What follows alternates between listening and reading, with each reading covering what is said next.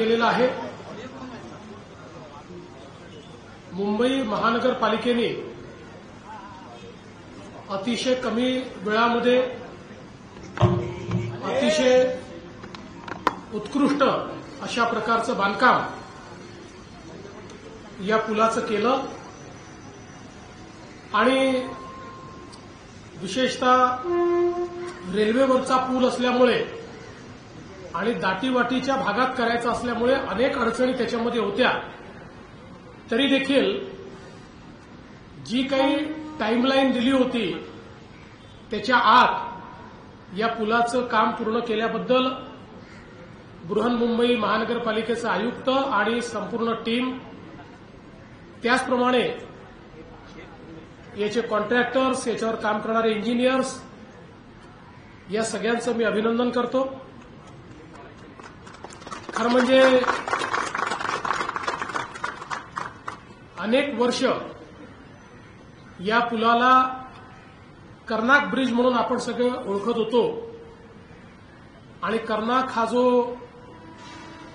इंग्रजी गव्हर्नर होता त्याच्या नावानं हा ब्रिज या ठिकाणी होता। खरं म्हणजे जर कर्नाकचा इतिहास आपण बघितला तर स्वकीयांवर अत्याचार करणारा अशा प्रकारचा त्याचा इतिहास आहे। प्रबोधनकार ठाकरेंनी जो साताऱ्याचा इतिहास लिहिलेला आहे त्यात प्रतापसिंग छत्रपती आणि रंगोबापू असे एक प्रकरण आहे। त्यात कशा प्रकारे या कर्नाकने छत्रपतींना बंडाच्या आणि खुनाच्या आरोपात फसवायचा प्रयत्न केला आणि त्याला कसे प्रतापसिंग महाराज पुरून उरले याचं अतिशय उत्कृष्ट वर्णन त्याच्यामध्ये आहे। त्यामुळे प्रतापसिंग महाराज असतील, मुधोजी राजे असतील, या सगळ्यांना फसवण्याचा प्रयत्न करणारा आणि भारतीयांवर अत्याचार करणारा अशा प्रकारचा कर्नाक या काळ्या इतिहासाची पानं ही पुसली पाहिजेत। ज्या प्रकारे देशाचे प्रधानमंत्री माननीय नरेंद्र मोदीजींनी सांगितलं की इतिहासात जे काळे चॅप्टर आहेत ते संपले पाहिजेत आणि स्वातंत्र्यानंतर या काळ्या खुणा मिटल्या पाहिजेत, त्याचाच एक भाग म्हणून आज या पुलाचं नाव देखील बदलण्यात आलं आणि भारतीय सेनेने जो अतुलनीय जे शौर्य दाखवलं आणि जगाला भारतीय सेनेची ताकद काय आहे, कशा प्रकारे प्रिसिशनने पाकिस्तानमध्ये जाऊन त्यांच्या हिंटरलँडमध्ये त्यांच्या अगदी शेवटच्या टोकापर्यंत जाऊन भारत हल्ला करू शकतो आणि त्यांची तळं, आतंकवाद्यांची तळं आणि त्यासोबत जे काही त्यांचे एअर बेसेस आहेत त्या कशा उद्ध्वस्त करू शकतो हे भारताने दाखवून दिलं।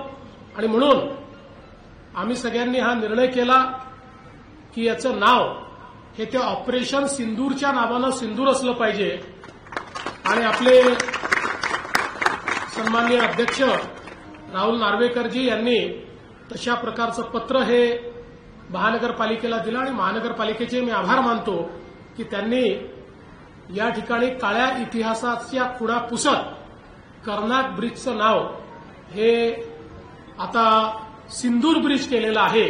ही खरोखर अत्यंत आनंदाची गोष्ट आहे। जवळपास 327 मीटरचा हा ब्रिज आहे, त्याच्यामधलं 70 मीटर जे काम आहे हे रेल्वेवर करण्यात आलेलं आहे।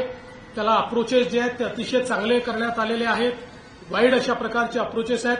त्यामुळे निश्चितच मुंबईतल्या आमच्या वाहतुकीकरता हा पूल अत्यंत उपयुक्त अशा प्रकारचा असेल हा विश्वास मी व्यक्त करतो आणि हा जो काही सिंदूर पूल आहे हा सिंदूर ब्रिज मुंबईकरांना समर्पित झाला असं मी या ठिकाणी घोषित करतो। आजची उद्योगनगरी न्यूजला सबस्क्राइब, बेल आयकॉनला प्रेस करा, लाईक, कमेंट आणि शेअर करा।